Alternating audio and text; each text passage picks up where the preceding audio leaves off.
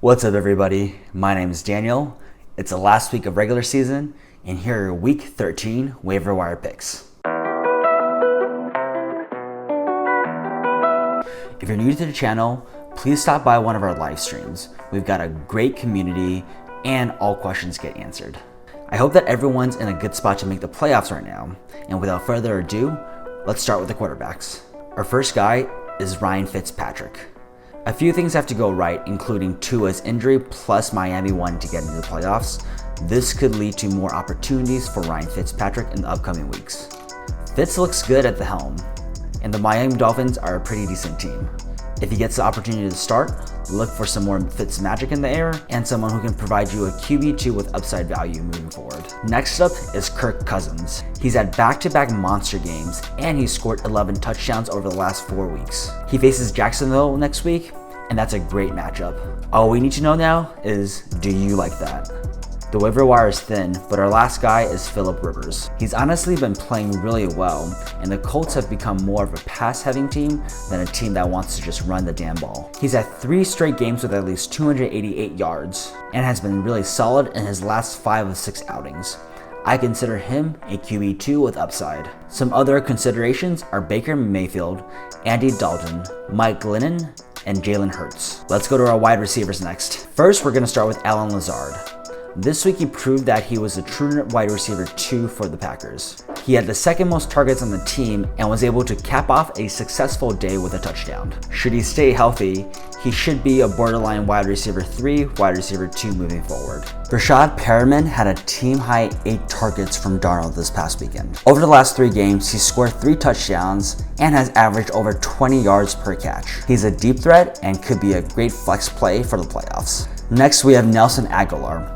He's clearly the Raiders' best wide receiver. He went for 5 receptions and 54 yards, and I believe he has a decent floor. Although he's slightly matchup dependent and Derek Carr dependent, I expect him to have a good game against the Jets this week. Who would have thought we'd be talking about picking up T.Y. Hilton from the waiver wires, but here we are. He finally scored this week and is starting to look like his old self by getting 81 yards on the day. He has the Texans over the next 2 out of 3 weeks, and historically he's done very well against them. Rivers has been spreading the ball around a lot, so look to T.Y. Hilton to be a viable option to start as the Colts try to retake the lead in the AFC South. Lastly, Keke, do you love me? Coutee. Sorry, that was kind of bad. With Will Fuller now suspended for 6 games for PED use, Keke could be the next go-to guy. I still expect Cooks to be the top target, but Keke should be able to get a big share of what Fuller used to get. It'll be interesting to see how Watson plays without Fuller, but I think Keke could be a good wide receiver 3/wide receiver 4 player moving forward. But hey, I guess now we know why Will looked Fuller. Some other considerations are Hunter Renfrow, Collin Johnson, and Gabriel Davis. Let's talk about our running backs now. First up is Devontae Booker. There are some concerns with Josh Jacobs' ankle injury right now. We don't know if Jacobs is going to play, but Booker has been averaging 5.9 yards per carry this season. That's not quite sustainable, but he does have a very favorable matchup next week against the New York Jets. Next up is Cam Akers. So here's the thing.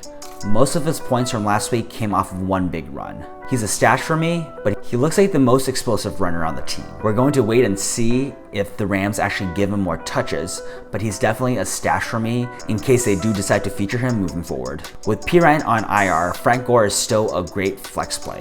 In this past week, he got 87 yards on 21 touches. You could do a lot worse, and I put him into the RB2 conversation purely based on volume. Next is Brian Hill.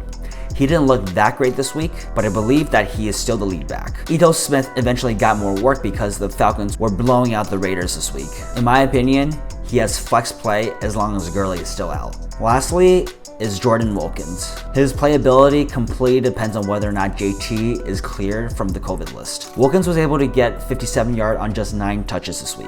If JT is unable to go this weekend, he has a really good matchup against the Houston Texans. Other considerations are Royce Freeman, Ito Smith, and Alexander Mattison. Let's go to our tight ends next. First comes the revival of Trey Burton. I get it, he's touchdown dependent. While the volume isn't as high as we would like it, Phillip Rivers really likes to target the tight ends. He's the #1 guy in that group, and Rivers really loves to look at him in the red zone. Relative to the rest of the tight ends on the waiver wire, I believe he's a good play moving forward. Next is Logan Thomas. He feasted on Thanksgiving and finally got his first TD since week 7. He should be someone that's able to provide you with a decent floor and could have more opportunities in the future, as well as some red zone looks. Jordan Reed comes up again. He didn't have a great week, but he still had 6 targets, which accounted for the second most on the team behind Deebo Samuel. He should still be able to get the volume even when Ayuk is back. We just need him to produce. Lastly is Dalton Schultz. Even though he didn't have a great day on Thursday, he still managed to get 5 catches for 24 yards, which is alright for PPR leagues. He's been getting a decent amount of targets, so I believe he should provide a decent floor moving forward, with the Cowboys probably needing to pass a lot in games. Other considerations are George Kittle. There's been mixed rumors about when he's going to come back, whether he's actually going to come back. If you have an IR spot or just an extra bench spot that you don't really need to stash, you can hold him. Lastly, let's talk about defenses. First, we have the Raiders. Las Vegas isn't a powerhouse of a defense, but they are playing the Jets. Death, taxes, and defenses that play the Jets in 2020. Our second stream option for this week is the Detroit Lions. They're playing the Bears, who are not a very efficient offense, and with Mitch back at the helm, he's very turnover prone.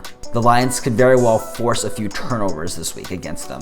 Last, we have the Seattle Seahawks. They've honestly been playing a lot better than most people think. They played really well this past weekend against the Eagles by getting 6 sacks and interception, and I really like their matchup against both New York teams over the next 2 weeks. To add a cherry on top of that, the Giants don't even have Daniel Jones this week. They could be sneakily good for this last week of regular season and the first round of playoffs. This has been your Week 13 waiver wire report. For those of you that have stuck with me since the beginning, I hope these videos help, and I hope that most of my viewers are in the playoffs. Please join us for our live stream, which is off schedule this week, on Thursday night at 5 p.m. Pacific, as well as late night waiver wire camping. I just want to bring this up again.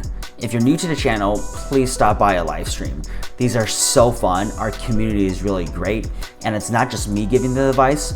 All of our viewers and chatters talk to each other, and we all give our opinions on what we think is right or wrong. For all of you that have been to live streams, you are the reason why these live streams are so successful and fun. If you're on Instagram, go ahead and follow me at DZ Fantasy Football for some interactive and fun content, as well as notifications for when I go live and when videos come out. Remember to like this video, comment below with any questions that you have, and subscribe to my channel for all of the latest updates. Good luck to you all in the last week of the regular season, and I hope we will talk in the playoffs. Until next time.